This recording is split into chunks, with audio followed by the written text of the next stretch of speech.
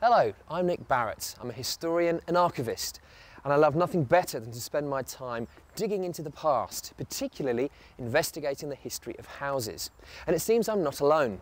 Many more people these days are also spending time looking into the history of their property. And many people are now looking into the history of their ancestral homes, where their grandparents grew up, their parents, even their own childhood home.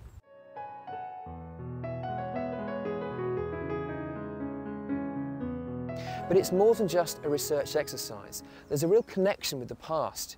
You can get a sense of who lived there and pass on the memories that you've gathered whilst you are in your house to the next person that lives there. So there's almost like a custodian effect.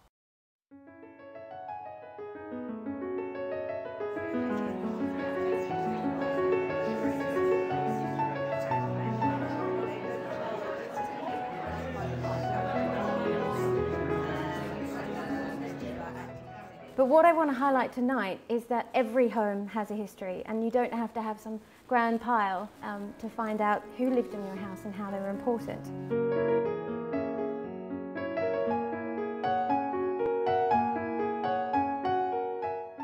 The first house I'm going to highlight is Squires Mount. In particular, number 3 Squires Mount cottages. It's believed that the cottages were built in 1704. This is actually what the cottages look like today.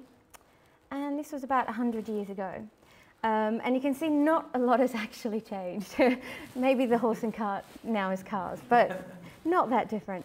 You may think the 1704 date is pretty much a given because there's a plaque on the outside that says 1704. But I'm here to tell you that sadly this is not true. Actually, they were built 150 years after this date. The biggest clue, however, is the parish rate books. Numbers 3 to 1 have entered the list, and actually that's the first 3 of the 5 cottages along Squires Mount. You can actually see number 3, which we're looking at, was John Galliers, but the first resident was Miss Caroline Galliers Vaughan.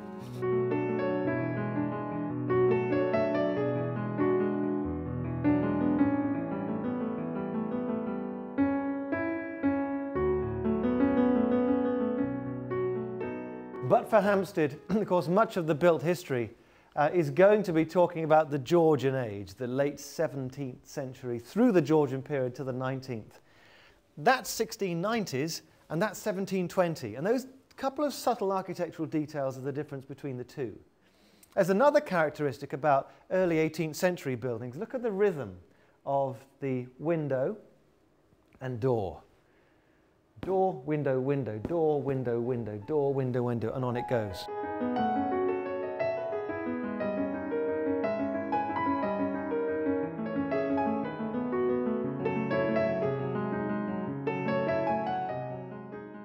When I start looking at a house history, there are 2 main aspects I look at to begin with.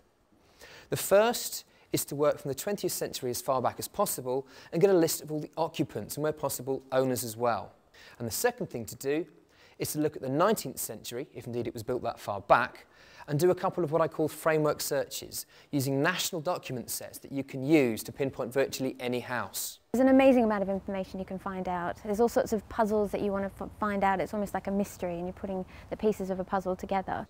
And quite often some of these clues are wrapped up in the name of the street, or in many cases the name of the house itself. Houses perhaps weren't even built for domestic purposes.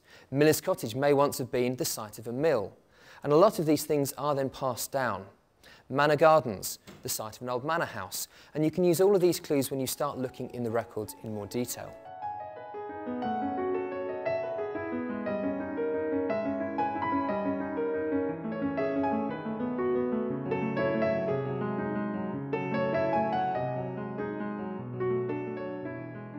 There is a wealth of information that you can find, and actually knowing so much more about your house can alter the way that you view your home, and it is a responsibility to be able to look after that and nurture it and then pass that on to future generations. And you can now do this online. You can go to nationsmemorybank.com and leave your memories of your house and start to build up a map and share these with other people, not just for now, but for future generations who will also be fascinated about who lived in your house.